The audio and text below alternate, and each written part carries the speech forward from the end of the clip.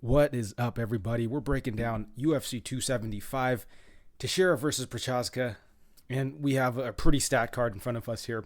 Obviously, two title fights. I know one of them is a Shevchenko title fight, but I do think this is going to be a pretty interesting matchup. And of course, we have the main event between Teixeira versus Procházka, which I'm pretty certain is going to be a banger of a fight. I'm guaranteeing that it's going to be a fun one. And of course, we have the rematch between Zhang, Weili, and Joanna. That should be a pretty fun fight as well. And Manel Kape is also on the main card, making his return after his little pulsing incident. And, Jack Della Maddalena, a young prospect who's going to be fighting Ramazan Emeev. Should be an interesting one. Hopefully he can make that one exciting. But the rest of the card is honestly looking pretty good as well. I am expecting a number of finishes to materialize here. And on top of that, we're going to be back in a stadium, so the atmosphere is going to be pretty crazy. We do have a few hometown fighters that the crowd's going to be behind. So I think this is going to be a solid card. But just a quick announcement before we get any further. So for the recaps, I think moving forward, I'm probably just going to stick those at the end of the episode instead of the beginning. It's just going to make my editing process a lot easier. Gives me a little less to do on Sundays because I have most of the podcast ready to go before Sunday. And so I can get most of the editing done before today and then just tack on the recap at the end of the episode. Save me a lot of time, and that way I could also get the episode out a little bit earlier as well. So going forward, I think that's what I'm going to do, and also that way you can get right into the breakdowns a little earlier. So without further ado, let's get right into the breakdowns. And in the next fight, we have Ramona Pascual versus Joselyne Edwards, and Edwards is the minus 180 favorite. Pascual is the plus 155 underdog, and we'll start with the underdog in Pascual first. So with Pascual, she's a very plotty, just move forward striker, very thick but very slow, likes to spam knees in the clinch, has a pretty bad tendency to just kind of brawl in the pocket. She literally, I think, shuts her eyes and just starts just swinging hooks in there, leaves her chin up way up in the air, just very poor defensive tendencies in general, very hittable. He has shown that she could hit a level change, but it's super telegraphed and she shoots from like a mile out. So overall, I just really don't think Pascual's a good fighter whatsoever. She's extremely green, I think, extremely hittable, which, I don't like. She showed some good toughness in her last fight, but outside of that, I really don't think she's that good. She's going up against Edwards, who pretty solid Muay Thai striker, honestly, throws with intent, really good kicks. Someone who will move forward and put big combinations together. But, you really wouldn't have been able to tell based off of her last two fights because she was on her back most of the time, and that seems to be the issue with Edwards. She's got pretty poor takedown defense and, is pretty terrible off her back. Rosa, not known really for her wrestling or grappling, was able to take Edwards down and control her for about like 11, 12 minutes. Same with Jessica Rose Clark. Jessica Rose Clark is a 125er, by the way. Not a great wrestler or grappler either. Has shown she could wrestle a little bit, but was able to take Edwards down, hold her there for a good 12 minutes, just lay on top of her. But yeah, Edwards, I think, is a pretty solid striker, if not for that just massive hole in her game. But taking a look at this matchup, I really do think that Edwards should win this. She's just the way better striker in there. Way more fluid on the feet, way more technical. Way bigger hitter, in my opinion. Pascual, I think, is still just a very plotty, just slow fighter, honestly. Again, the big concern really is just the takedown defense of Edwards. I don't think Pascual's a particularly good wrestler, and I do think her takedown entries are extremely telegraphed. And in addition to that, I don't think that her top game really is even that good. But, Pascual, she is a big physical girl. I think she's built kind of similar to Rosa. Definitely not as good skill for skill, but I do think that if she somehow is able to get on top of Edwards, she could probably just lay on top of her. She's going to be I think the much thicker fighter. So I can see a scenario where, they're in the clinch or something and, Edwards maybe loses her balance and somehow Pascual is able to get on top of her, or maybe if Edwards is even able to land something big and, Pascual is able to duck under and hit a takedown, I could see her get enough top control time to get the W here. So, I do really think Edwards should win this fight.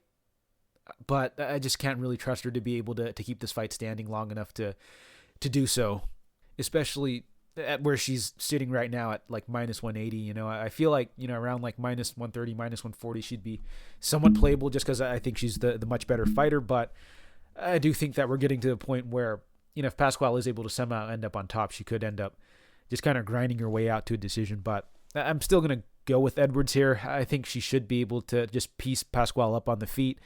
I think she'll be able to just touch up Pascual and just kind of outstrike her to a decision. But, of course, I do have a lot of concerns with the takedown defense of Edwards in this spot.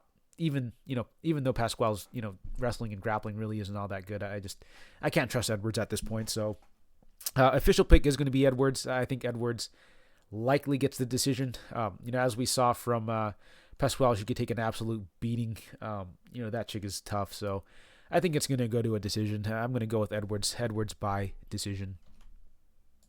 And moving along, we have Silvana, Gómez, Juárez versus Liang. And Juárez is the minus 160 favorite.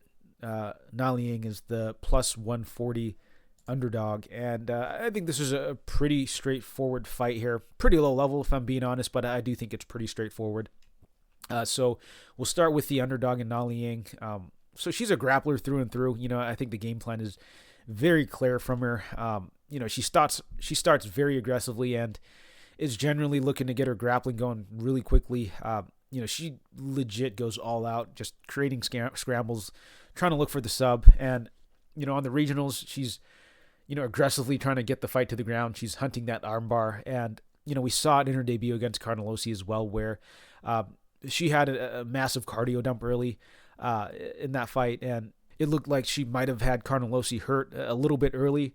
And she actually, I think, had a few submission attempts on Carnelossi as well. Not sure how close she was to converting those.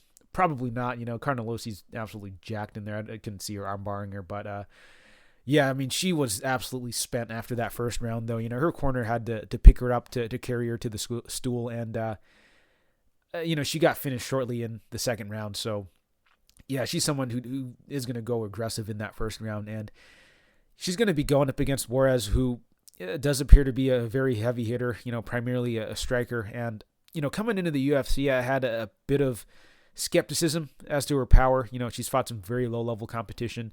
I didn't think she was really fighting any good fighters on the regionals, but, she was able to land a big overhand that sat Demopoulos down. Probably could have knocked her out, but ultimately ended up getting submitted that fight, which makes it her second submission loss in a row now, which, kind of gives me enough concerns for this fight to not want to play her or even really pick her, as a favorite. I don't think that Liang is as good of a grappler as Gómez is, last two opponents. But the thing we do know with Liang is, she is very aggressive and she is someone who will go for it. So I do think the submission is going to be very live for Liang here. She does look to push those grappling exchanges, force those scrambles. So I think that, she could potentially just find the armbar here, considering, Gómez did get submitted by armbar in both of her last two fights, or both of her last two losses here. Obviously, I do think that Juárez can get the knockout as well. I think she could land something big on Liang. And, if Liang isn't able to find that submission early, she is going to, I think, gas herself out trying. And at that point, I could definitely see Juárez getting the knockout as well. So I just see this fight being just very high-paced, very action-packed early. But official pick, I think I'm just going to go with the underdog in Liang to get it done by round one armbar. There's just no way I could pick or bet a favorite like, Juárez, who, is coming off of two armbar submission losses against a very aggressive grappler who really only wins by armbar. So I'm going to go with Liang to win by round one submission. But I think the play I kind of like more is maybe just the under or fight doesn't go. Liang is a quintessential, kill or be killed fighter. I don't think that it's going to change for this matchup. I don't know what other kind of game plan she'll be able to fight with. I don't think she's had enough time off to really reinvent herself. She's lost before, going too hard, and I can definitely see her, either getting the armbar early or just gassing out trying. So I'm going to go with her to get it done, but I do think that this fight is going to finish inside the distance, I really don't see Liang making it out to a decision here. So official pick for this fight, Liang round 1 submission, but I kind of like the fight doesn't go. It seems like the line is lined at minus or under 1.5, which I'd like to get that extra 5 minutes just because we could see Liang survive that first 2.5 minutes of the second round, but not much longer though. So just to be safe, I'd take the under like 2.5, where just fight doesn't go. But I definitely don't see this fight going to decision here. Moving along, we have Danaa Batgerel versus Kyung King, and Batgerel's the minus 150 favorite. King is the plus 130 underdog, and we'll start with Batgerel first. So with Batgerel, he is primarily a striker. The guy's definitely got some very heavy hands, big power in his hands. He's got 3 knockouts already at the UFC level, very early knockouts as well. He's got good feints, good counterpunching, and pretty solid output as well. But as we saw in his most recent fight, he does seem to struggle against fighters who have good distance management, guys who have maybe better footwork, and we did see him get exposed a little bit in that fight. And in addition to that, I do think that there potentially maybe some holes in his takedown defense and his defensive grappling in general. We didn't really see it get tested outside of his first fight, in the UFC against Alateng Haley, where, he did get taken down and controlled a bit later in the fight.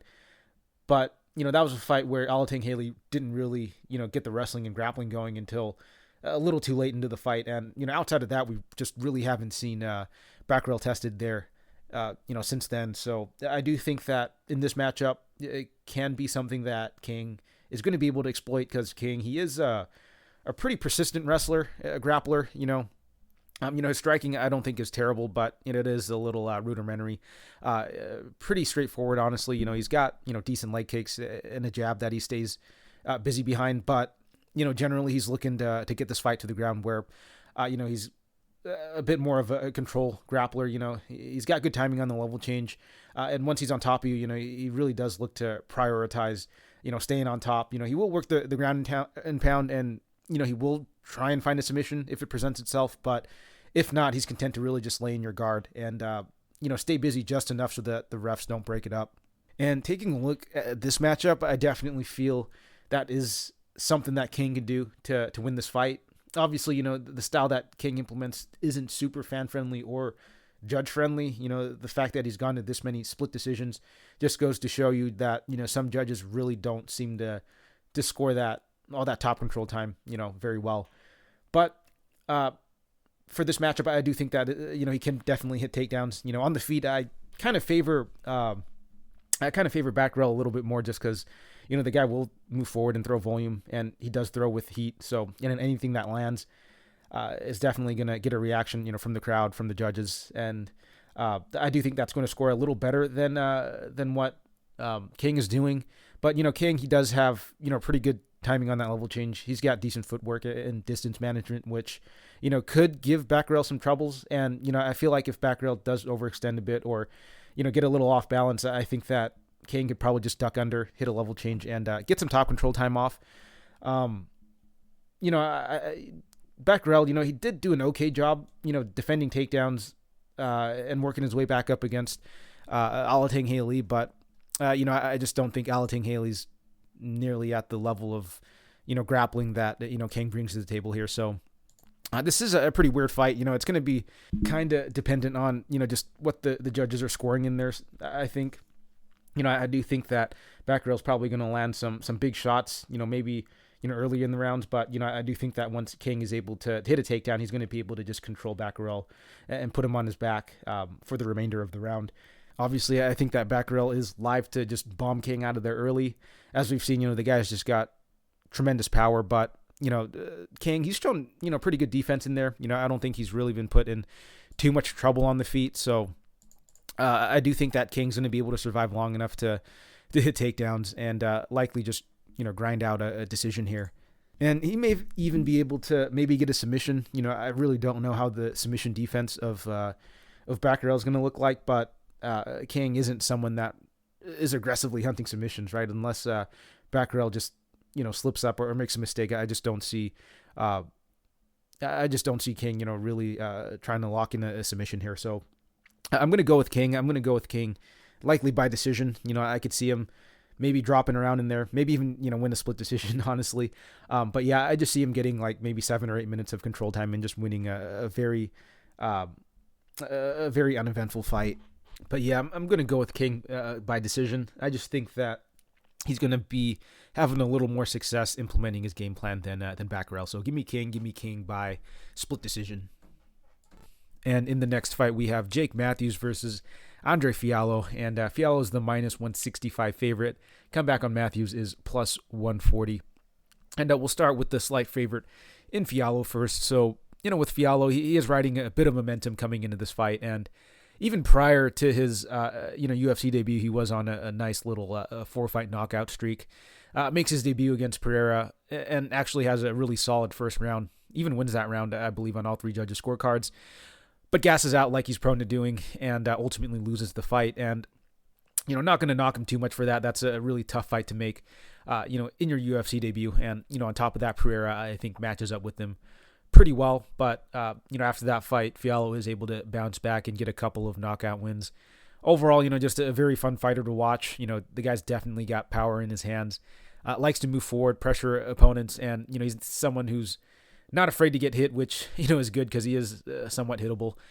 Now, with that being said, not to completely discredit what Fialho has done, because I do think what he's done is pretty impressive, but I do feel he's gotten some pretty favorable matchups. He's kind of thrived against these guys who are, I'd say, either a little chinny or maybe just a bit defensively lax in their approach, just running through a few of his, recent wins. Van Camp, obviously, that was a really random fight, got put together just out of the blue, I think on like a week's notice as well. Van Camp, not really a good striker, known more for his grappling. And, the expectation was Fialho was just going to go in there and knock him out because Van Camp, leaves his chin up in the air. The guy's not good defensively. The guy's not much of a striker at all. And Fialho was able to get that early knockout like everyone kind of expected. And then Baeza, obviously, the guy's stock is kind of dropped, but Baeza is someone who does overextend himself in the pocket. He does get a little defensively lax in there, and Baeza is someone who I think might not have the best durability, to say the least. But obviously we saw Baeza get dropped by Matt Brown. He got knocked out by Chaos Williams in a fight where he was probably on his way to winning that 2-1. But decides to load up on the leg kicks, 3 in a row, and leave a massive opening for Williams to just land a big counter and put him out. Like prior to that, it looked like Williams, he was on his last leg there, but Baeza just overextended in that fight and did the same thing against Fialho. He was touching up Fialho early. It looked really good for Baeza, but he ended up just hanging around in the pocket a little too long against a heavy hitter in Fialho and got knocked out there. And then before that, Fialho got a few knockouts on the regionals against, Sekulic, who, didn't have a ton of chin concerns, but, looking back, the guy I think got hurt by Dwight Grant. He got knocked down by Ramazan and Emeev, so maybe it was only a matter of time before he got knocked out, and Fialho was able to take advantage. And same with James Vick, obviously, we know the deal with him. So, again, not to discredit Fialho here, but, I feel like he definitely got a few favorable matchups, on his nice little knockout streak. But on top of that, I do think that there are holes in Fialho's game as well. Like I mentioned before, the guy is kind of hittable. Even Van Camp, he was getting some of his offense off. Baeza, obviously, before he got knocked out. Pereira was, pretty much landing at will, second and third round. And on top of that, Fialho, he does slow down a decent bit, after that first round and a half. The guy's takedown defense is, I think, pretty suspect as well. I've seen him struggle against, decent wrestlers and grapplers. So overall, while I do think that Fialho is a pretty dangerous fighter, his win condition, I think, is a bit front-loaded. I think that he does kind of taper off, beyond that first round and a half. But, with that being said, I do want to emphasize that, he's a very dangerous fighter. The guy's got power in his hands, and, he definitely can knock Jake Matthews out here in this matchup. But taking a look at Jake Matthews, he's definitely, I'd say, the more well-rounded fighter. He's been around in the UFC, has a pretty extensive UFC career, actually. But despite, having a big UFC resume, it's still, I think, pretty weak. You look through his wins, and there really isn't anyone of note outside of maybe Liang. But, outside of him, I don't think he's really beaten anyone, quite that good. That said, though, he can do a bit of everything. And, the guys he's lost to are, I'd say, pretty decent fighters. Guys like Sean Brady, who is, moving up the rankings pretty quickly here. Anthony Rocco Martin, who's kind of been around and has done some good things in the division. And Kevin Lee, of course, back in the day when the guy was still a bit of a prospect. And James Vick before, obviously, before the guy's chin just completely went. But, Jake Matthews, been around in the UFC, can do a little bit of everything, decent boxing, pretty good defensively, showed he can mix in some of the wrestling and the grappling. I think the cardio and the durability seems to check out as well. So overall, I don't think he's some elite fighter or anything great or anything, but, I do think he's quite serviceable everywhere. And, he has shown that he can definitely hang at the UFC level. Again, not the best resume, but, to be able to consistently pull through wins like this, I think is still somewhat impressive. And on top of that, the guy is actually still kind of young, and I do think that he's got some room for improvement and growth. That said, Fialho is pretty young himself too, so might be a bit of a wash there. But taking a look at this matchup, I definitely do favor Fialho early in the striking. The guy's shown that he could knock pretty much anyone out, but I do think that Matthews can definitely hang on the feet with him. Obviously, you don't want to be in prolonged striking affairs with someone like Fialho who could put you out. But I do think that Matthews will have a pretty significant advantage on the ground, especially, going into rounds 2 and round 3. And just based off of those reasons, I don't see how Fialho should be the favorite here, and definitely not by as much of a favorite he is now. I feel like with Fialho, most of his win equity is tied up in that, early knockout. And for this matchup, I just don't think it's going to be that high likelihood. Matthews actually is, pretty good defensively. The guy does have pretty decent head movement and, decent distance management. And he's not someone who will overcommit in the pocket, unlike guys like, Baeza and even Van Camp. I'd say Matthews is much more defensively responsible than those guys. The footwork from Matthews is pretty solid. And I do think that Matthews will have an advantage if he does decide to go to his wrestling and grappling. I don't think Matthews is a fantastic wrestler or grappler or anything, but he has shown that he can hit takedowns and get enough top control time to ride out rounds.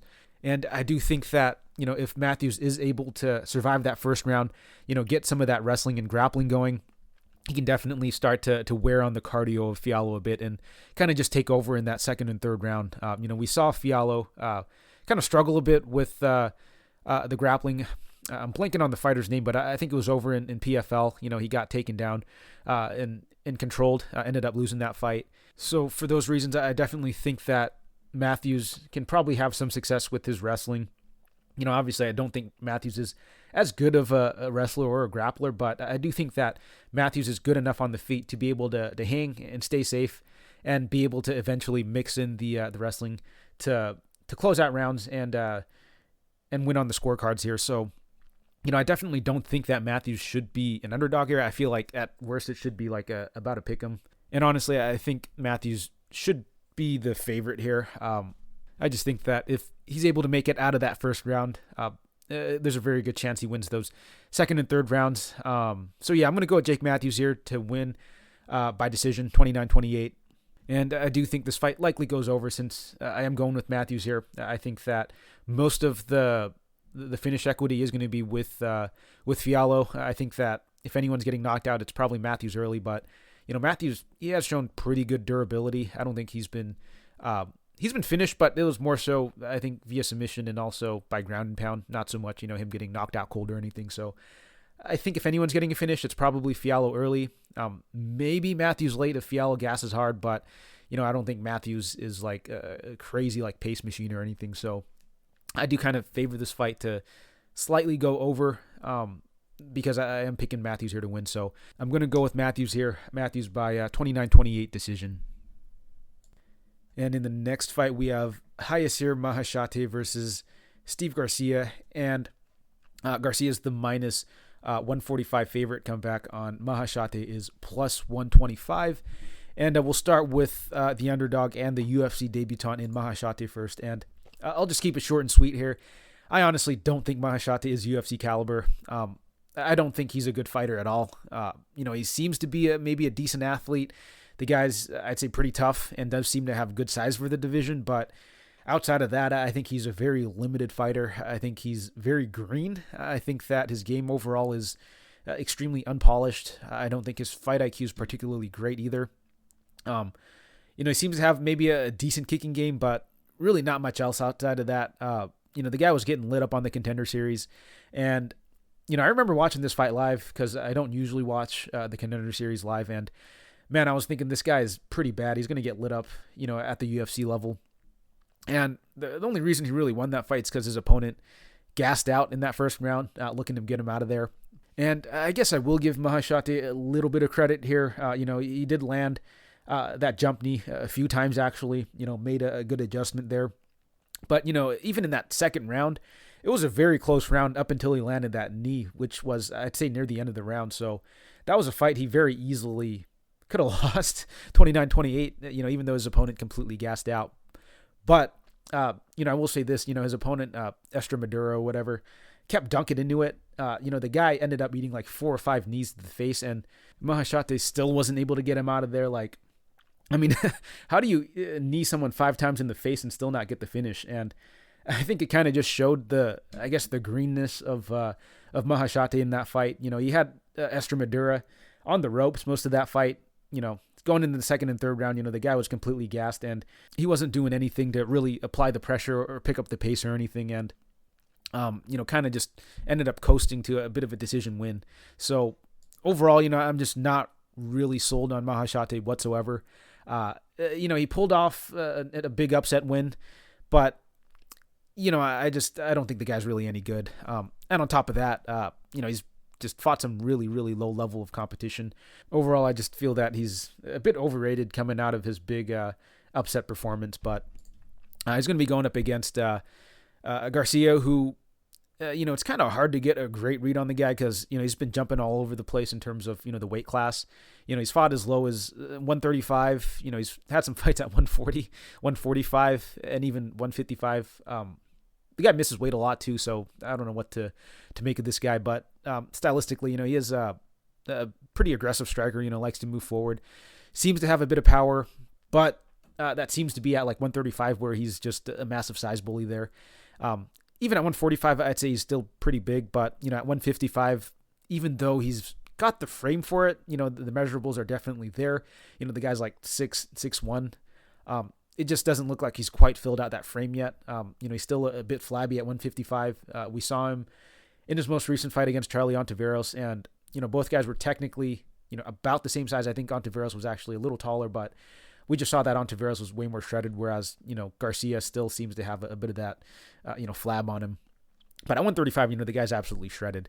Anyways, with Garcia, he has shown that, he can wrestle a bit as well. We saw that, again in the Ontiveros fight where he got hurt pretty badly and was able to fall back to the wrestling. And I do think that's something he could do here. Honestly, I think he could probably outstrike Maheshate as well. I don't think Maheshate's that good of a fighter. Garcia, I think, is going to be giving up some physicality, but overall, I just think he's the much better fighter, much more well-rounded, has fought much better competition as well. And, if you want to talk narrative, Maheshate is coming out of the Chinese regionals, which is, extremely weak. And not to be a hater or anything, but, the Chinese regional scene or just the Chinese MMA scene in general is pretty weak. We're talking about just not as much exposure there. It's not a super popular sport. And as a result, the coaching and training partners and even the competition overall is going to be much lower than it is, over in, I'd say like Eastern Europe or even like the States here and maybe even like Latin America. But I'd say the Latin American regional scene's pretty weak as well. But that is neither here nor there. Taking a look back at this matchup, I just think that Garcia is going to be the much better fighter. I don't think Garcia is anything special, but I do think that compared to Maheshate, he's going to be just a bit better everywhere. The only concern I really have is the size of Garcia. He's a very inconsistent fighter in terms of, his weight. And, I do think he's going to be giving up some physicality here, which, could be a factor. But overall, I just think that Garcia's got, far more tools to win this fight. I think he could beat Maheshate on the feet. And I think he could potentially just take him down and, beat him up on the ground as well. So I am going to go with Garcia here. I'm probably going to bet him. Probably something small. Don't want to go too crazy because I do think that, Garcia, he could potentially kind of play into the game of Maheshate a little bit, right? Like his most recent opponent, we could see Garcia start out strong, hurt Maheshate, unload the clip and be a bit too tired in that second and third round to effectively get off his offense. But I do think that, minus something crazy like that happening, Garcia should be able to kind of just coast to a decision victory here. He might even be able to finish Maheshate, honestly. We saw Esther Madura hurt him pretty badly, and Garcia, he is someone who I think's got a bit of power, although I don't know how that's going to translate to 155. And on top of that, Maheshate does seem pretty tough, so I do think that maybe he's able to survive. Garcia, he's pretty tough too, right? And, something I actually did want to address real quick was that, people might be kind of low on Garcia because, he did get hurt pretty badly by Charlie Ontiveros. And, I don't think that's a complete knock on him because, I did say going into that fight that, Ontiveros, he is a pretty dangerous fighter early. I think the knock on Ontiveros isn't that, the guy's not a good fighter or that, he's not good offensively. It's just that Ontiveros is he's a quitter. The guy is potent, offensively. He's got a lot of early finishes, but he is someone that if you do stand up to him, someone that, if he isn't able to get out of there early, he will wilt and look for a way out. And that's exactly what Garcia did in there. He had to go through a bit of adversity, but overall, I'd say it wasn't a terrible performance. In fact, I kind of liked what I saw in terms of him being able to recover and fall back to the wrestling to win the fight. So I thought it showed that, Garcia's a tough fighter. He's able to fight through adversity. And it also showed that, he's got that wrestling to fall back on as well. So, I like Garcia in this spot. I think he can honestly get it done however he wants. He might be able to get the finish. He might be able to, just take Maheshate down, maybe, ground and pound him, maybe even submit him. I know Garcia doesn't have any submission wins, but, I'm not sold on the defensive grappling of Maheshate whatsoever. I'm willing to go out on a bit of a limb and just assume that, his takedown defense and defensive grappling really isn't all that good. One, because he's still really young. The guy's game just does not look that good. And two, he is coming out of the Chinese regionals. And, historically, I'd say these guys have pretty underdeveloped, grappling game. So I think that Garcia could have success there. So yeah, it's hard to say if this fight will go over or under, but I do think Garcia gets it done here. And I feel part of the reason why the line is as close as it is because Garcia, he kind of underperformed in his last fight while Maheshate overachieved. So I do think the line should be much wider. I think Garcia really should be a much bigger favorite here. The guy's the better fighter. So I'll leave it at that. I'll go with Garcia. I'll go with decision. Moving along, we have Josh Culibao versus Seung Choi, and Choi's the minus 230 favorite. Culibao is the plus 195 underdog. And we'll start with the underdog in Culibao first. So with Culibao, he is primarily a striker. He's got pretty good footwork, good feints. However, he does like to load up on a lot of his shots, though. He'll throw some like big winging overhands, and he does have a very nasty body kick that he likes to hammer in there. He's got decent power and output. Obviously was able to drop Jourdain, early in the fight. Does have decent output also. Was able to just piece up, his most recent opponent in Nurnebeke, in the second and third round. Overall, though, I do think Culibao's a decent fighter. He just gets, I'd say, a little wild in some exchanges. And he's going to be going up against another very high-level striker in Seung Choi. Choi, he's got very good hands, very accurate, quick hands.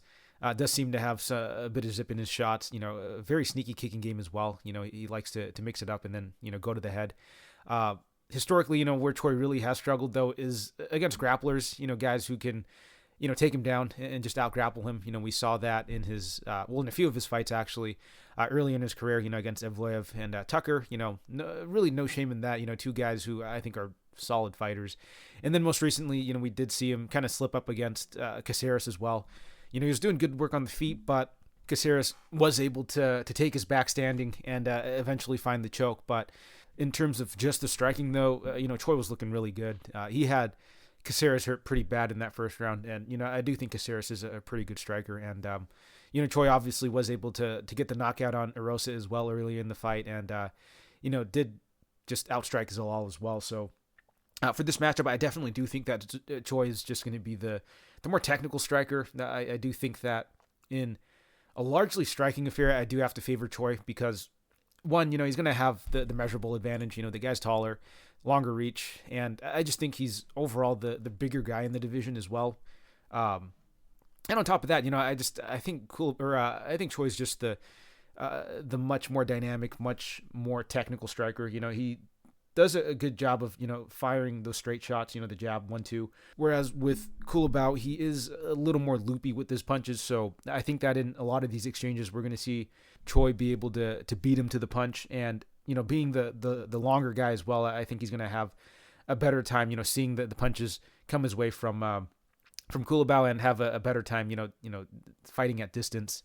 Both guys have struggled a bit, on their backs, getting taken down, but I don't see this being too big of a factor here. I really don't think either guy's got a really good, wrestling or grappling game. We saw Culibao try to take Jordan down a few times, only had, a little bit of cage control time, but ultimately wasn't able to really get his grappling going. So I do think this will largely play out on the feet. And if that is the case, I do have to favor Choi here. The line, I think, is about right. You could say maybe it's a tad wide, but by and large, I do think that Choi is going to be the more technical striker here. And I do think that over the course of 15 minutes in a stand-up affair, we're going to see Choi just getting the better of Culibao in a lot of these exchanges. In fact, I think he might even be able to hurt Culibao. Culibao does get kind of wild when he's throwing, and I could definitely see Choi lining one up and just doing some serious damage to Culibao. So official pick for this fight, I'm going to go with Choi. Round 2 knockout. Honestly, I think this fight could probably go to decision as well. Culibao, I do think he's pretty durable, but in a fight where I do think it's largely going to be standing, we're going to see both guys, land some pretty big shots in there. And if that's the case, I do favor Choi to be the one to get the knockout. But again, I can definitely see this just being a very high-paced war, very action-packed between the two, and have it go into a decision. It's kind of a tough one in that regards, but official pick for this fight, I am going to go with Choi by a round 2 knockout. And in the next fight, we have Brendan Allen versus Jacob Malkoun. And Allen is the minus 220 favorite. Malkoun is the plus 185 underdog. And this is a very intriguing matchup. A little surprised the UFC didn't match Malkoun up with Chaos Williams or something. It seems the UFC might be done trying to get Malkoun killed in there. So they're giving him a completely different archetype of fighter here. But Allen, he is a very good grappler, very high level on the ground. Allen, he's actually got pretty good offensive striking as well. The thing is, he's just a little slow and kind of hittable on the feet. But offensively, he is pretty good. He does really good job, working the kicks as well. But, his strength really is going to be in the grappling. The guy is very heavy on top. He's got some nasty ground and pound, nasty elbows on top. He is very slick with the submissions as well. Can be a bit submission over position. I've seen him just look to attack guillotines and kind of just get put on his back. That said, though, he still is very active off his back, and he is looking for sweeps as well. So, with Allen, he is very slippery on the ground, very scrambly as well. So, with Allen, I do think he's a pretty solid fighter. The only issue is, he's just a bit hittable, and, his takedown defense isn't particularly great, and he is willing to accept bottom position, knowing that, he could attack submissions there or just look for sweeps and stuff. But, it can be a little worrisome in this matchup because he is going up against Malkoun, who is, I'd say, a very smothering, very gritty sort of fighter. But, despite him having 3 fights in the UFC, we actually haven't learned too much from him because, we've learned that he's got good cardio and can grapple, but, he's basically fought like 3 of the same fighters, in the UFC, right? 3 very big power guys who aren't particularly great in terms of the grappling off their back. Obviously, Phil Hawes was able to knock him out early, so we didn't really get to see that fight play out, but Malkoun was able to, get guys like Al Hassan down and AJ Dobson down and basically just kind of grind him out, lay some ground and pound, but really just control him on the ground and, just win a pretty dominant decision in those fights. But this is a very different sort of matchup here. He's going to be going up against Allen, who actually knows what he's doing on the ground, and a massive step up in competition in terms of just someone who's, I think, a way more well-rounded fighter. I think Allen's the better striker as well.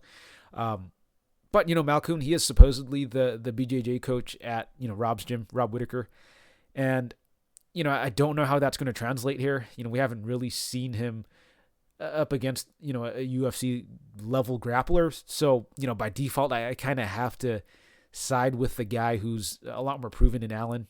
Allen who has proven that he can out grapple UFC level guys. Allen who has shown that he could actually strike with UFC level guys as well. So I think that for those reasons you kind of have to favor Allen. I think he's the better striker. I think that he's the more proven grappler. I don't know if he's the better grappler, but I think he probably is, honestly. I mean, it's hard to tell, but, by default, I kind of just have to decide with Allen here. So, the pick for me is going to be Allen. I think this is pretty straightforward, but I do think that there are still some question marks around Malkoun. I can see Malkoun maybe having a bit of success if he's able to take Allen down. I think just the main concern with Allen is that, his tendency to sometimes just give up a dominant position. We saw... I think Daukaus, have a bit of success later in the fight, taking and holding Allen down. And, I'd say even in like the first couple of rounds, Daukaus was able to have a bit of grappling success. So I think that Malkoun might be able to as well. But again, very, very hard to say here. However, I gotta go with the more proven talent in Allen here. This is a massive step up in competition for Malkoun. Whereas with Allen, I feel like he's fought some really good grapplers as well. So yeah, I got to go with Allen. I don't know if I want to play the money line here at this point, but I really do think Allen should win this, unless it turns out Malkoun's just an absolute phenom on the mat, which I don't think he is, but I do think he can make it very interesting if this fight hits the ground. I don't have a great read on the over-unders, honestly. I thought that this would go over, but it seems like this fight is actually favored to go under, which, as I'm thinking about it, makes a little bit of sense. I expect this to be a pretty high-paced grappling affair, which, something could probably get snatched up in transition or in a scramble or something. Both guys, seems like they can push at pretty crazy pace. So, maybe someone is able to snatch up a submission, but I'm kind of leaning it to go over, though. I think both maybe should be good enough to stay safe defensively on the mat, and I can kind of see it just being a very scrambly sort of affair. Not unlike the Daukaus Brendan Allen fight. So I'm going to go with Allen here. I think he's going to be able to edge out a decision here. So give me Brendan Allen by decision. And moving along, we have Jack Della Maddalena versus Ramazan Emeev, and it's a pick'em fight, -110 both ways. We'll start with the much younger fighter in Maddalena, and with Maddalena, he is, I'd say, a pretty hot prospect coming out of Australia, and I do think it's somewhat warranted. The guy's got very good technical boxing. He fights extremely composed for a 25-year-old on an 11-fight win streak, right? And on top of that, he does seem to have, pretty good power, good combination punching, really likes to rip to the body, which I like to see, and has shown he's got, solid cardio as well, right? Going into the Contender Series fight, I feel like there might have been some questions about how he's going to look in an extended fight. And, I do think he answered those questions pretty well there, in the Contender Series. He did slow down a bit in that fight, but I think he looked pretty solid, all things considered. He was able to stuff takedowns, and even when he was taken down, he was able to work his way back up, later in fight, and was able to continue to put on a similar work rate even later in the fight. Obviously, he was slowing down in that fight, and, his movement was a little more labored, but it was a pretty grueling fight. It was a pretty high-paced fight, and, all things considered, I think he put on a really solid performance, and if I recall correctly, he did still end up winning that round anyways. So I think, he put on a pretty solid performance, considering it was, I think, the first time he was extended to the third round, going to decision there.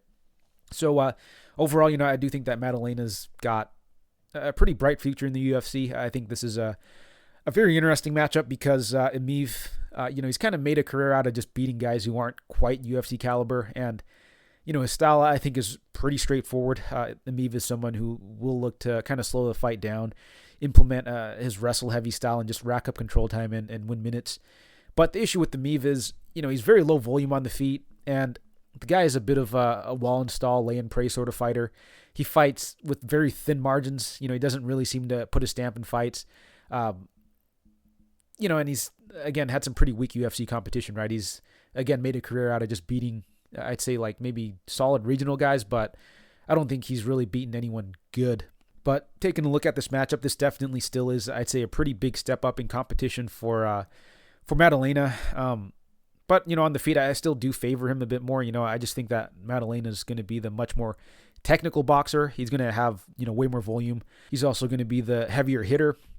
Emeev definitely will be the better wrestler, way more well-versed there. The guy's done a pretty good job of implementing his game plan. And, Emeev, he does have pretty good timing on his level change. And, he is a somewhat persistent wrestler. But overall, I do like the forward pressure of Jack, and I do think that his takedown defense should hold here. I think Maddalena will be able to keep it standing long enough to, I'd say, win at least 2 of the 3 rounds. I think the optics are definitely going to be in his favor. Because one, the optimal Emeev fight is he's going to keep it a pretty low volume affair. He's going to hit maybe 4 or 5 takedowns and, maybe get 6 or 7 minutes of control time. And even then, it's going to be a very close fight. It's going to look like a pretty 50-50 fight. And we're talking about, this being Emeev's optimal performance, right? So overall, I just feel that Emeev, he just fights with way too thin of margins for me to be backing him in the spot. If we take a look at the Anthony Rocco Martin fight, Rocco Martin won that fight, landing 42 significant strikes. 19 of them were leg kicks, which brings me to my next point. I don't think Jack is a big leg kicker, but I do think that's something that he can target. He could definitely, cap off a combination with a low leg kick, which Emeev has really struggled with. The guy stands pretty heavy on that lead leg, and I do think that Maddalena is going to be able to chew it up if he decides to target it. I think he's going to have way more volume on the feet as well, and I think his takedown defense is going to check out enough, and his get-ups are going to be good enough that he's going to win at least 2 of these 3 rounds with his boxing here. So I'm going to go with Maddalena. I think this fight likely goes to decision as well. Emeev has shown pretty good durability. The guy he fights very conservatively. Emeev's not a finisher whatsoever, so I do think this fight likely goes to the over. But yeah, I like Maddalena in this spot, especially at a pick 'em. I'm willing to bet him small here. Emeev, I think that, he's very reliant on having to hit takedowns and get control time. And I feel against someone with, decent takedown defense and, like good striking can give him a lot of troubles. So someone like Rocco Martin, who was able to stuff takedowns, scramble his way out of, these control positions and work him on the feet, we're able to have success. And I do think that Maddalena potentially poses the same sort of threat. Obviously, Maddalena is still very unproven in terms of the grappling, but I do think that Maddalena, being a big physical guy, should be able to shuck off the takedowns and be able to just work Emeev on the feet. So give me Maddalena here, and give me Maddalena by decision. And moving along, we have Manel Kape versus Rogério Bontorin, and Kape's the minus 225 favorite. Bontorin is the plus 190 underdog, and we'll start with the underdog in Bontorin first. Bontorin, he has got a pretty strong grappling base. His striking, I'd still say, is a bit of a work in progress. It's not terrible by any means, but, I'd say he's a bit basic there. The guy does seem to have some power, and he does like to kind of blitz in, throw big punches, close the distance and get his hands on his opponents. The guy's got, pretty crazy reach for his size, honestly. And, it helps with the striking, but it also helps that, he likes to go for that body lock takedown where, he's going to just get his hands around his opponents and just rip him to the ground. But yeah, his wrestling, I'd say, is okay. He's got decent timing on his level change, but like I was saying, his go-to is really just that like body lock takedown where he's able to kind of just peel his opponents to the ground. And, on the mat, he seems to be a pretty strong submission grappler, very well-versed there. Not the most active with ground and pound, but, he's pretty good at controlling opponents and even taking their back. But he's going to be going up against Kape, who is coming off of a canceled fight against Sumadarji for the banned metabolites, which I guess might be working in his favor for this fight. I don't know. But yeah, Kape, he is a very, technical striker, very explosive in there, very good defensively, and, I think has got pretty good vision.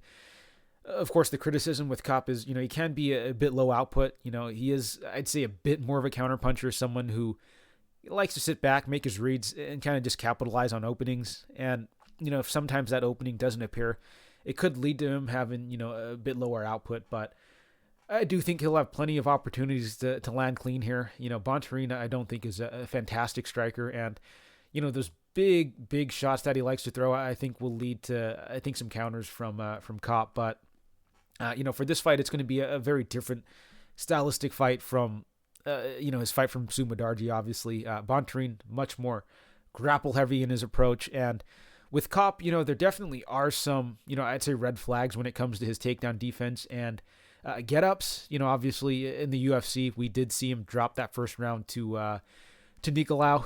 He got taken down twice, ended up closing out that round on bottom, which, not a great look. And, he did clearly lose that round. So a little concerned there. And, even over at Risen, he has shown that he can be taken down and controlled. I'm looking at the Olka Sasaki fight. Granted, some extenuating circumstances. Supposedly one, his mother had passed, I think the weeks prior to that fight, wasn't able to get a great camp in, had to go to her funeral and stuff in Angola. All according to some YouTube comment, which, I don't even know if it is true or not. But something else in that fight was that, I believe Sasaki had come in, pretty heavy for that fight. And, he was giving up a ton of size. Don't know what the deal is with that, but, he did get taken down repeatedly and, he was controlled and he did ultimately lose that fight. And, obviously he got taken down by Horiguchi as well, got submitted. Granted, Horiguchi is a legit grappler, very high level striker regardless. And, that was pretty early in Kape's career. So, these are things he could have improved on. He did show pretty good takedown defense against Nicolau. Worked his way up after the first takedown, but, there was a second one that Nicolau got that held him down. But regardless, it is still enough of a concern here to, keep me off of wanting to play Kape, especially at this price tag. I think there is a very legit path to victory for Bontorin here. We saw Bontorin hit, 8 takedowns against Royval. But prior to that, he actually is not like a hyper aggressive wrestler. So it's going to be interesting to see how this fight plays out. But I do think that stylistically, Bontorin does pose enough threats for me to not want to lay them minus 220 on Kape here. But honestly, I do still kind of like Kape in this spot. I think he's the much better striker. I think that if he is able to defend a few takedowns or even just work his way back up, we could see him just do some damage to Bontorin, similar to Kai Kara France, where Bontorin had almost a whole round's worth of back control time on Kai Kara France.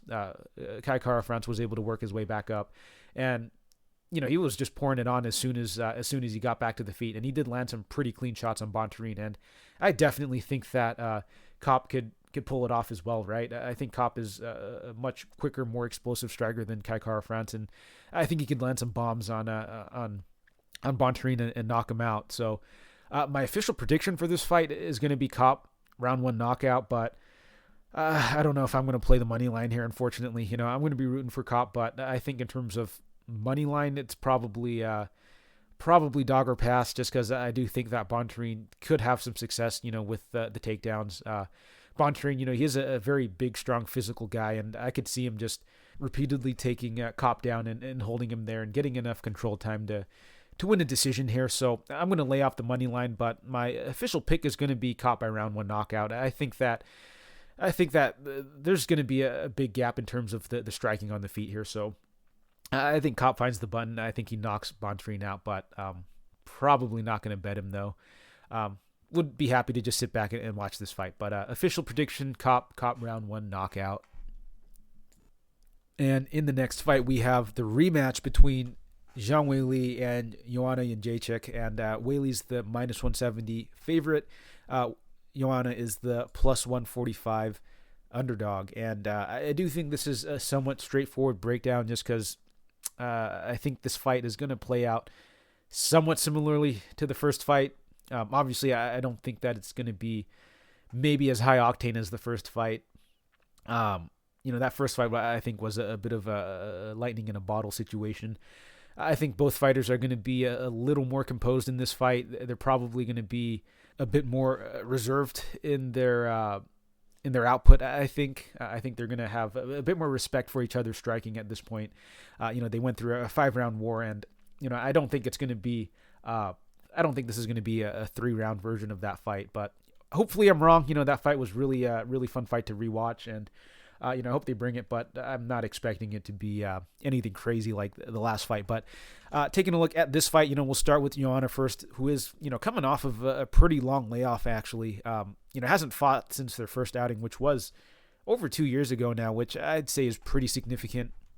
But, we know what she brings to the table here. She's a really good technical striker, very good footwork, distance management, strong in the clinch as well. Just really good at distance, great kicks, great, long jab. And she's really good at keeping it standing, great takedown defense, someone who's really difficult to hold down as well.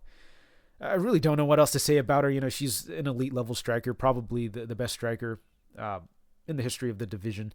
The only concern here is just really the layoff, which I think is actually a somewhat big deal. And, maybe I'm reading it into it a little too much, but I feel like taking a 2-year-long layoff and coming back against, I'd say, a very high caliber opponent in Weili is definitely not in her favor. But, we'll transition real quick to Weili here, who is a pretty good striker in her own right. Has shown a bit of wrestling lately, but, is largely a striker, very strong and physical for the division. She kind of, or at least used to really thrive in the pocket exchanges where, I'd say she's very good on the counter, very strong in the clinch. And overall, I'd say she still is someone who is still pretty durable, able to take some of your best shots in the pocket and land some pretty heavy hands of her own. And again, she has shown that she could wrestle a bit as well. Obviously, we saw in the Rose fight, arguably won the first 3 rounds with, her ability to mix in the wrestling. But even prior to that fight, she has shown flashes of it.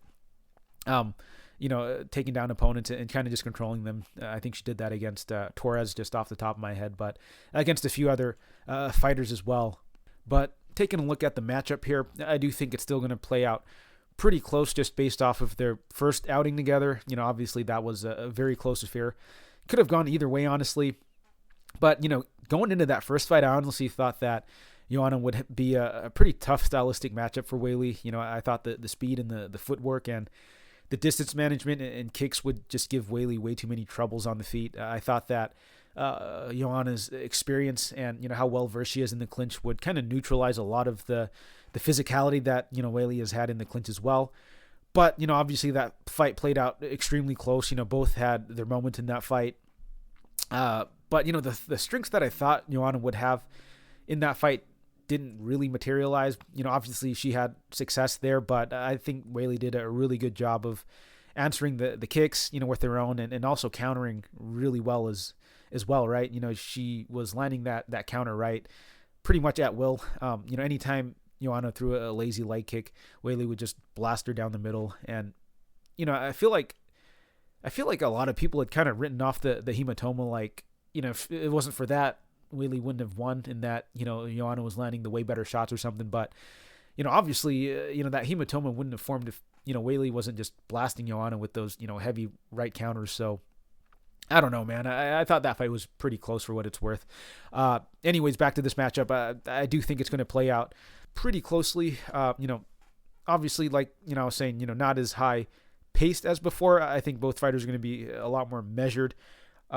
For a few reasons, right? Joanna, because, she's had some time off. I can see her just taking it maybe a little easier, for the first round or so. I don't think she's going to come out, hot after, being off for that long. And, Joanna or Weili, I think, she definitely seems a little more timid after the knockout to Rose. Seems like she's not as willing to just wade into the fire and exchange in the pocket as much as she has before. She definitely seems to fight a lot more composed and with a bit of a lower pace now. But ultimately, I do think this is going to be a pretty close fight, similar to, their first outing. But yeah, I think Weili should be able to edge it. for a number of reasons, right?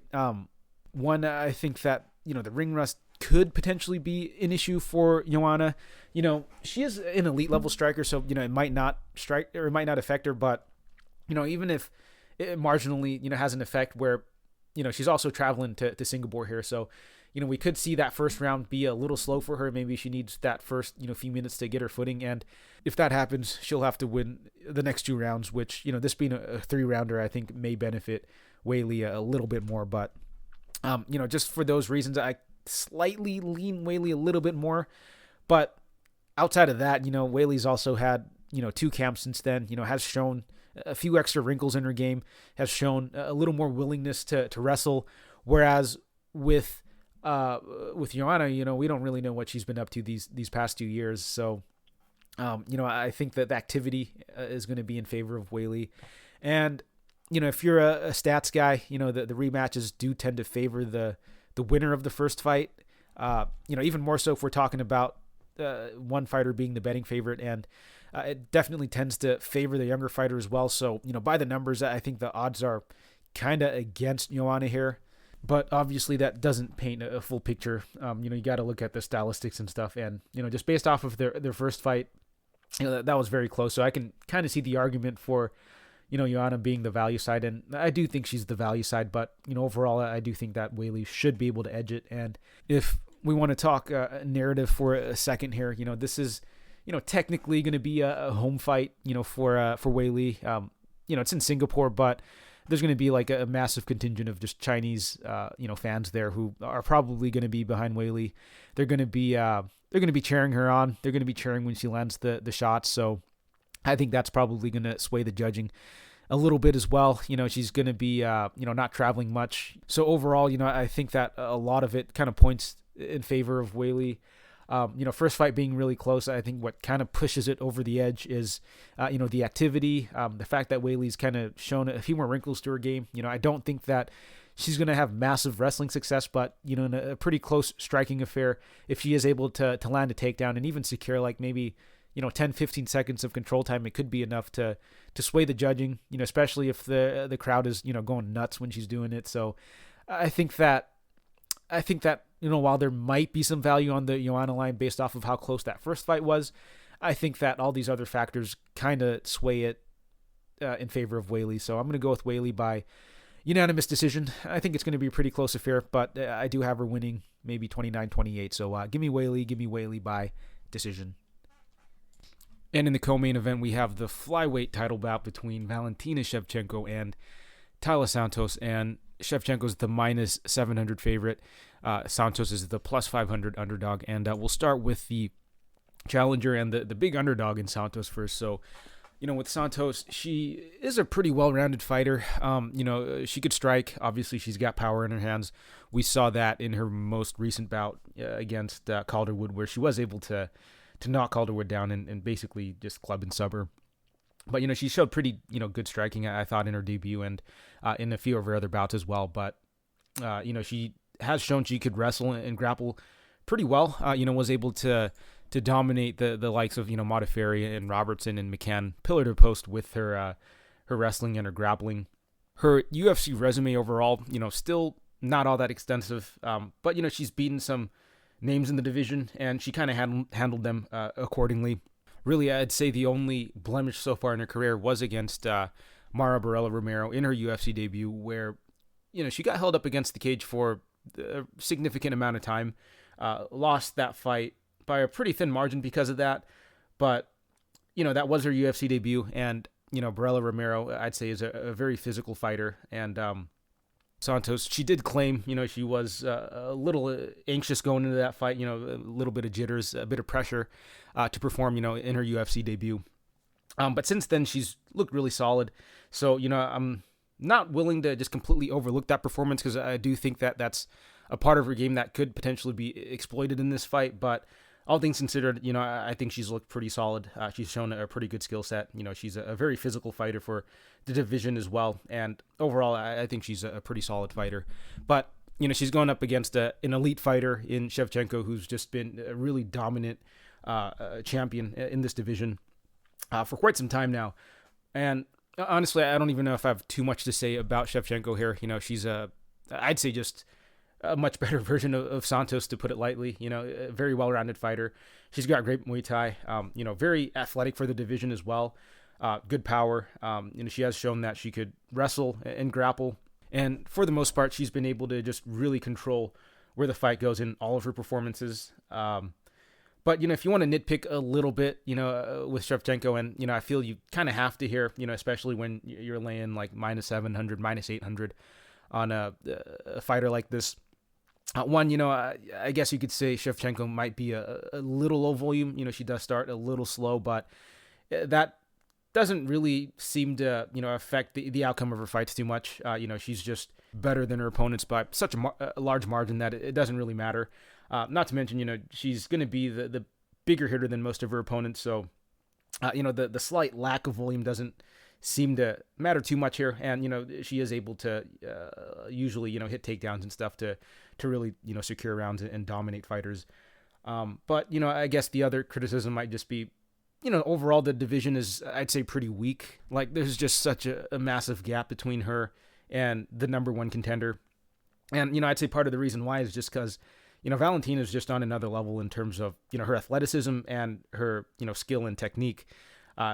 She's going to be just skill for skill better than most fighters in the division, and just the better athlete in general, right? You look at the rest of the 125s on the roster, and, I wouldn't say any of them are really, great athletes whatsoever. And to continue to add on to that, I'd say the best fighters she's fought at 125 are actually strawweights, 115ers in, I'd say, Joanna and Andrade, right? We saw Andrade recently just come up to 125 and just make quick work of the number one contender, get her out of there super early. And even Hebos, she moved up a weight class, fought the number one contender in Chukagian, and made that a very close fight. Some people thought she won, but regardless, it was a very close fight. And look, I'm not trying to discredit anything Valentina's done for the division. I think she's a very dominant champ. I think she's the best 125er of all time. Arguably the best pound for pound female fighter of all time. I know a lot of people are going to say Nunes is, but I think Shevchenko has a really strong case for that, all things considered. But the fact of it is, the 125 division is just extremely, extremely weak. And for those reasons, we haven't really seen Shevchenko truly tested. We haven't seen her weaknesses really exploited either. But I guess that kind of brings me to my next point here, which I'd say is a bit more of a valid criticism, over game than the last 2 points I've been making. But, Valentina, I'd say, has struggled a bit historically, in the clinch and, off her back. Obviously, we saw Jennifer Maia, take a whole round off Valentina, just holding her up against the cage, was able to hit a takedown and get significant top control time in the second round of that fight. And I remember that happening live, and, it felt like a goddamn fever dream as it was happening.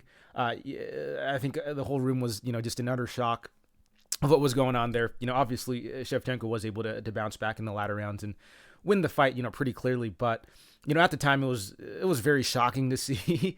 But in hindsight, maybe it wasn't all that surprising. It was surprising that Maia, of all people, was able to pull it off. But, if you look at some of the performances that Shevchenko's really struggled in, it's against people who have been able to hold her against the cage, and fighters that have been able to take her down and hold her there.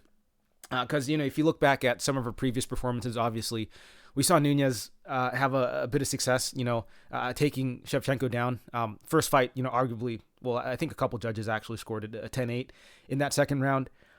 Very dominant performance by Nunes, I'd say in those first couple of rounds. She did slow down in that fight, but regardless, we saw Shevchenko, get dominated there. Granted, it was against Nunes, up a weight class, and Nunes, obviously, another elite fighter as well.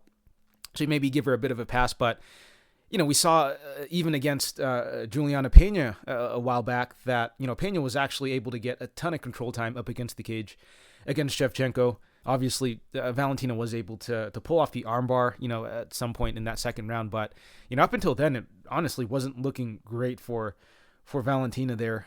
And then I think you'd have to go all the way back to her debut against Coffin where, she was giving up control time as well. So, these are fights that happened at 135, earlier in her career. But, as we've seen lately, when Maia was able to have success with it, that maybe more physical fighters, that can grapple a bit could give Shevchenko some troubles.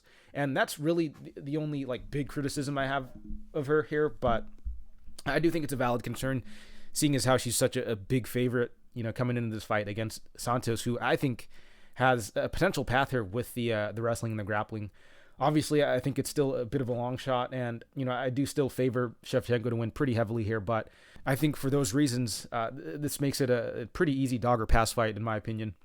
I don't think you could really play Shevchenko at like minus 700, minus 800, or really even stick him in your parlays, because I do think that Santos could potentially surprise a lot of people, honestly. I'm still going to pick Shevchenko to win here. I really do think that, I think that Shevchenko is the better striker, and I do think that Shevchenko could definitely hit takedowns and get her grappling going as well. A lot of people kind of write off that first performance from, Santos, her being held against the cage by someone like Romero Barella, but, Barella, she's a pretty physical fighter as well, and I do think that Shevchenko could definitely do something similar, in this fight as well. But on the other hand, I kind of do think that Santos could potentially have a bit of success, going to the wrestling, going to the grappling. Obviously, if Jennifer Maia could take a round off Shevchenko, I don't see how Santos can do the same, maybe even get a second round. And, if she's able to do that, I don't see how she could fluke her way into maybe a third round as well, right? Again, I am admitting this is potentially a bit of a long shot here, but I don't think that it's entirely impossible or anything. So look, official pick for this fight, I do have to go with Shevchenko here, but I don't think she should be like minus 700 or minus 800. I'd say she should be a bit closer to maybe like minus 300, maybe minus 400 or so. But yeah, where it is right now, I do feel the line is quite wide. But as far as how the fight's going to play out, I see a lot of grappling going on, potentially. I think that, the defensive grappling of both fighters can be exploited here, and I can definitely see both sides looking to take advantage of that. So for those reasons, I kind of do feel this fight will hit the overs. I do think it'll likely go to a decision. I think both fighters are going to try and get this into a control position, either up against the cage or on the mat, and just rack up control time and win that way, try and exploit the other's weakness. So, I got to go with Shevchenko here to win by decision, but I'm thinking about putting a small play on Santos here. I just think that the line is a bit wide, and honestly, I feel like out of all of the contenders so far that have gone up against Shevchenko, I'd say Santos really is the only one that's got the biggest shot of winning, or the most realistic shot of winning, compared to some of the other challengers that, Shevchenko has gone up against. And one thing I do want to mention is, Shevchenko, she's no spring chicken, she's 34 years old. I still do think she could perform at a very high level, but she is starting to reach, I'd say, the tail end of her prime. Granted, she's still going to have a big, physical and technical advantage over a lot of fighters, but we are starting to get to a point where, she is not going to be performing, quite like she used to. She's not going to be near her peak like she was before. So I do think that she's going to win this fight, but I do think that Santos could definitely give her a run for her money. Probably a pretty controversial take here, seeing as how dominant Shevchenko has been. But I do think that there's potentially a bit of value at Santos here. So, the pick is Shevchenko by decision. But I'll probably just put a small play on Santos here. And in the main event, we have Glover Teixeira versus Yuri Procházka, and Glover's the Yuri's the minus 190 favorite. Glover's the plus 165 underdog. And we'll start with the challenger in Yuri first. So with Yuri, he's a very fun fighter to watch. The guy's all action, just a very fan-friendly style. A bit of a wild man in there, very unorthodox movement. Kind of likes to fight with his hands down. Likes to dip his head in almost to bait his opponents.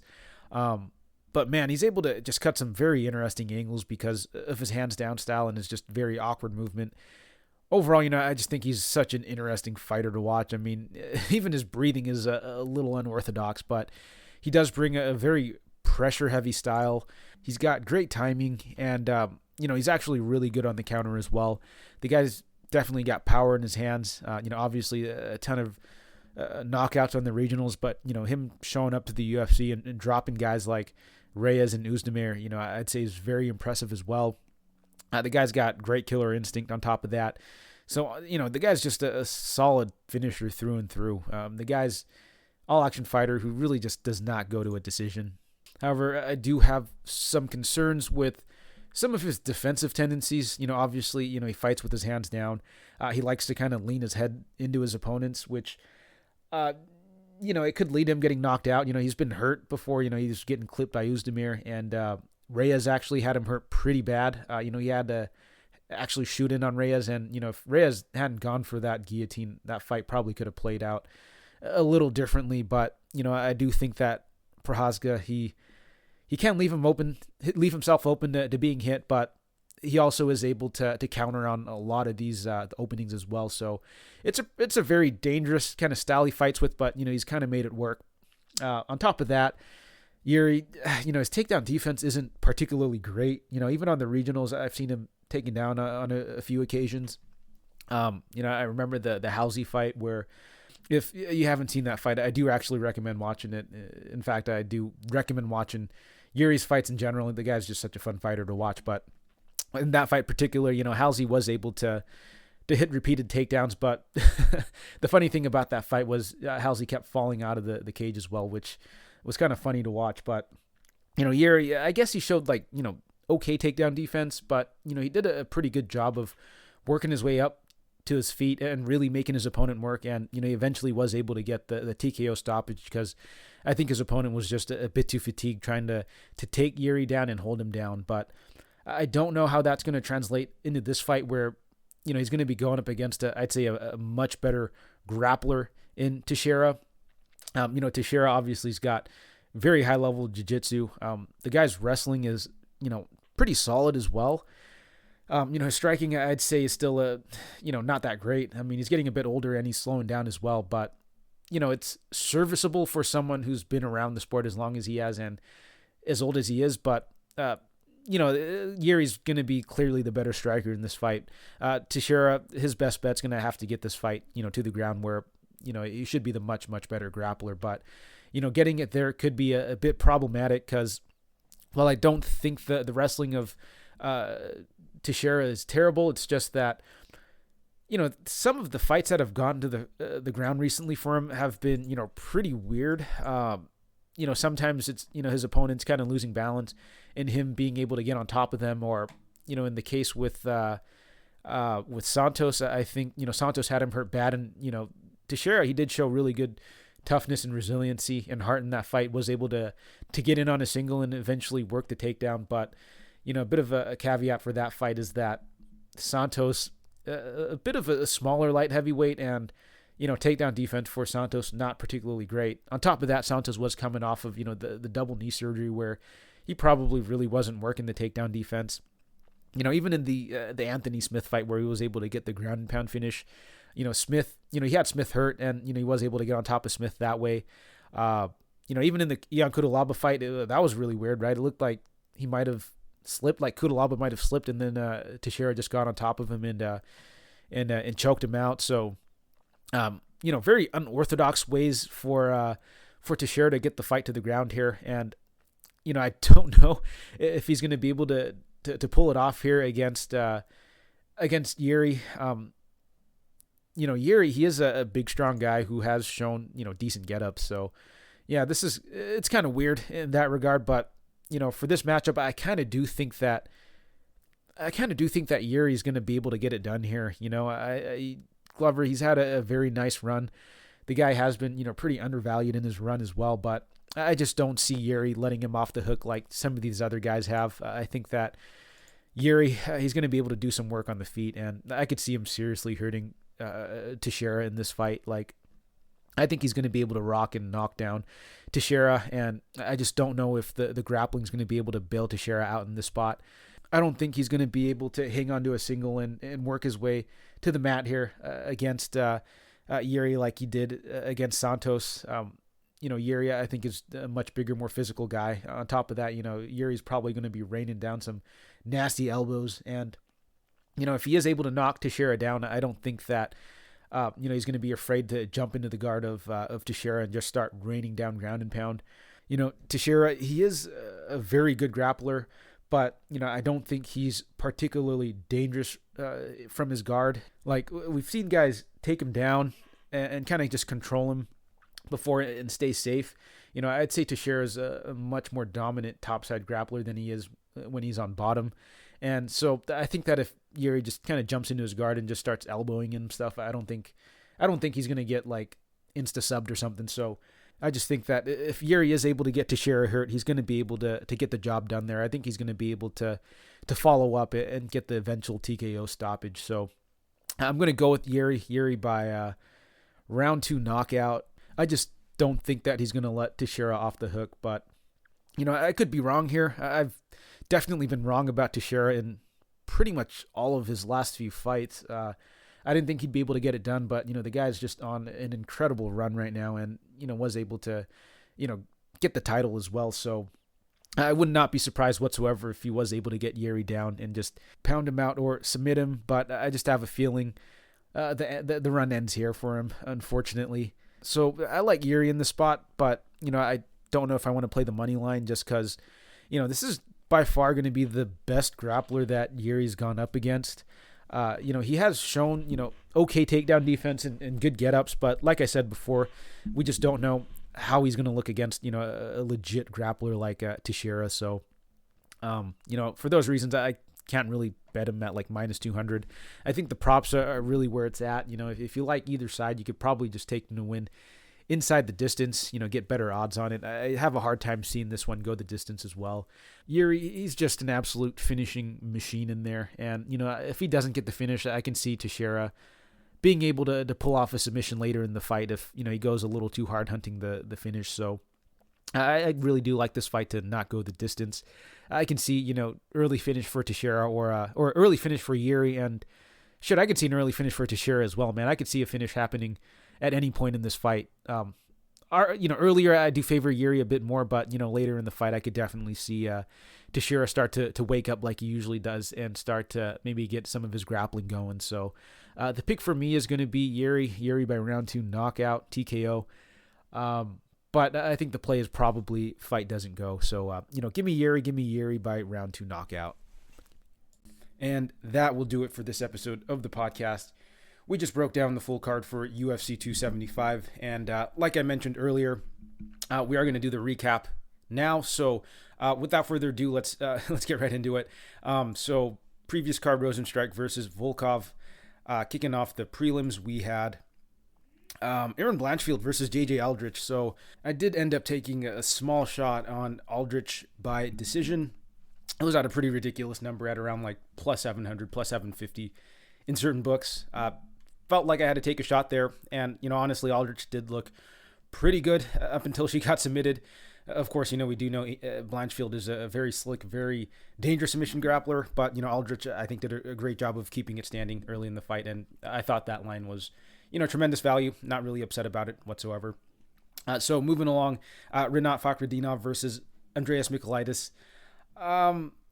Not entirely surprised with the outcome of this fight. I thought Michailidis would put up a little more resistance, but Fakhretdinov was able to just lay on top of him for a good chunk of that fight. And honestly, still not too impressed with this Fakhretdinov guy.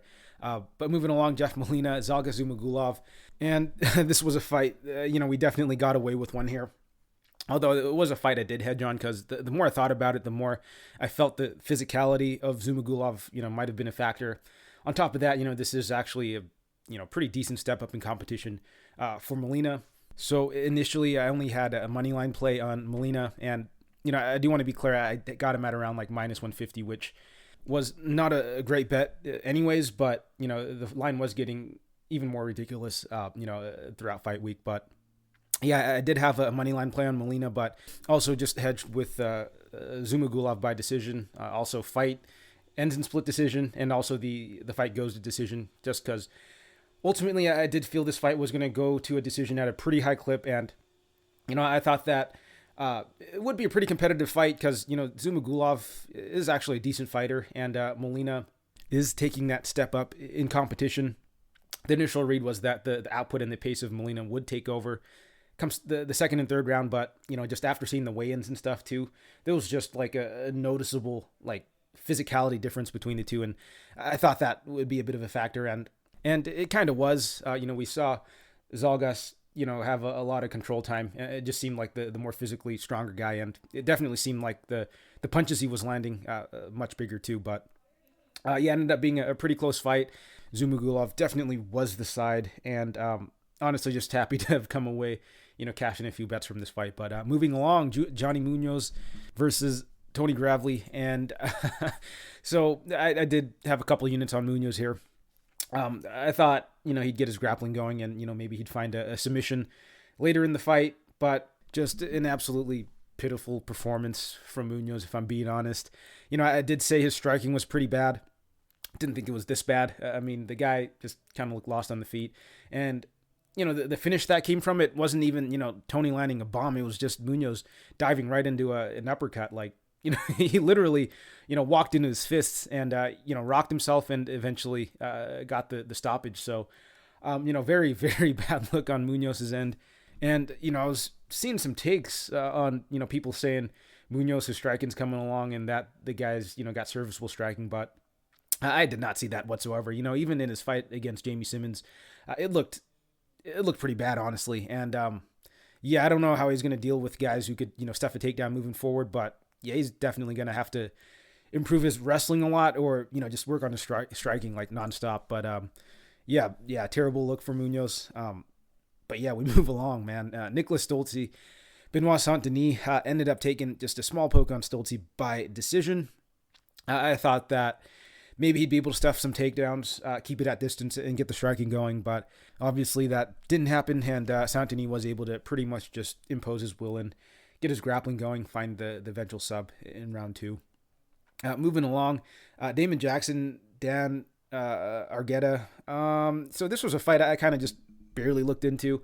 It had gotten announced after I released my podcast, but, I was definitely favoring the Jackson side, but the money line was kind of unplayable. Was thinking about looking at the unders, seeing as how, I thought Argueta would slow, but ended up just passing on this fight. The lines were pretty ridiculous. So moving along, Joe Selecki, Alex De Silva.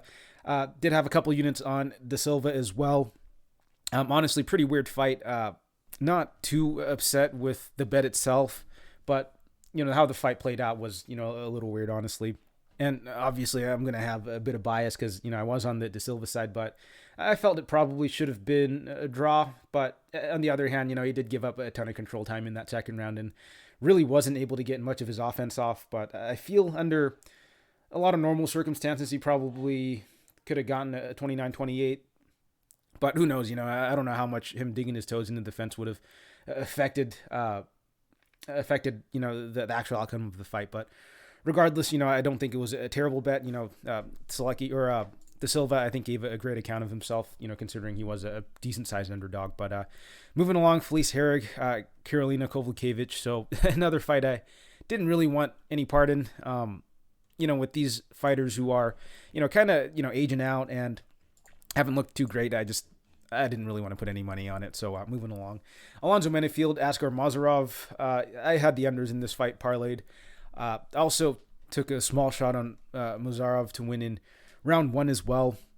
Wasn't overly confident in it, but I thought that, he'd have some opportunities to land something big on Menefield, who I'm not completely sold on in terms of the durability as well. But, I don't think he ever really even came close. But, I thought the unders was, that was the main play. I thought someone was getting finished here. And it was Mazarov. So we move along. Ode Osborne versus Zaruk Adeshev. I did like the Osborne side, but, wasn't thrilled with the money line. So I just put a small play on Osborne to win inside the distance and Osborne by submission. I felt that, Osborne, he could land something big and put Adeshev out. Maybe he'll go to his grappling because, the guy, he has shown some decent jiu-jitsu back in the day. He just hasn't really used it yet. So I thought, there might have been some value on the sub line. It could have been a club and sub scenario or, maybe he's able to get it on a single or something and work a submission, but wasn't able to cash that, but did cash the inside the distance. But moving along, Karine Silva, Poliana Botello. Not a fight I had any action on. Just wanted to kind of see it play out. I was on the Botello side, but, she was at a bit of a stylistic disadvantage. The real questions I had on the Silva side was just how she was going to look in an extended fight. And, we didn't really get that answered, but I'm not entirely surprised by the outcome either. Della does seem pretty weak on the ground, and Silva, she's a very aggressive grappler when she decides to put it on. But moving along, Mike Trizano, Lucas Almeida ended up parlaying Trizano for something small, which not a great play, honestly. Should have just stayed away. I just thought that Trizano would be the cleaner, more technical striker, and I thought that, Almeida, he'd have a strong start, and, Trizano would likely take over once Almeida started to slow down, but, Trizano just never really put it on.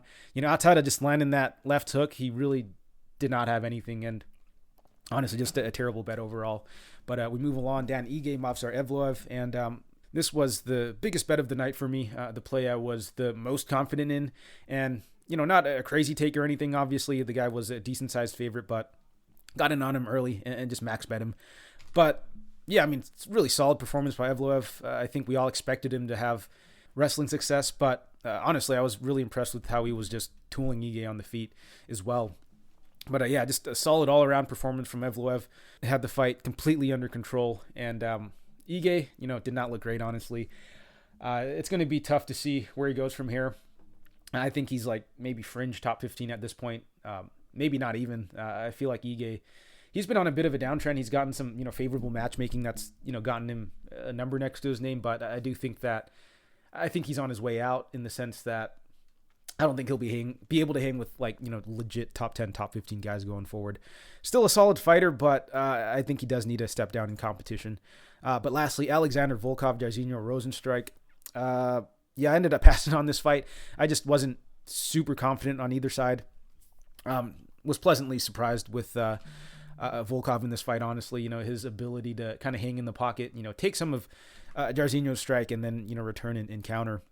Really solid performance from Volkov, in my opinion. I know the fight didn't last too long, but I feel like a lot of people had kind of written him off because of his last two performances. But, I think Volkov, he could definitely still hang with some of the better fighters in the division. I thought the stoppage was pretty fair. I know people like to rag on Herb Dean, and I do as well, but I thought that was a pretty fair stoppage. It didn't look like Jairzinho was gonna last much longer, honestly. I think if he would have waited a few seconds more, he would have just taken a bit more damage. So I thought it was a pretty good stoppage. But overall, I thought it was a pretty fun card. We had a lot of fun fights. There were a few snoozers, right? A lot of guys looking for cage control, which, something that I did want to discuss real quick is it does seem like the judges are favoring the damage a bit more over the control now. You definitely have to be, doing a bit of damage with the control. Otherwise, they're liable to just give the your opponent the round, especially if they're being active. So definitely something to keep in mind going forward, especially when betting some of these guys who are just lay and pray, really just clinchy sort of fighters. But anyways, pretty fun card, and we have another very fun card coming up as well. Hopefully, we could start to go on a bit of run here because I've just been on a bit of a downswing lately, so looking to hopefully start bouncing back soon. But yeah, I kind of know what I'm doing wrong here. I'm putting together a bunch of these ill-advised parlays, and I definitely need to get a little smarter with it, but sometimes I just can't help it. But anyways, that'll do it for this episode of the podcast. Thanks for listening. Hit that like and subscribe, and I'll catch you guys in a week.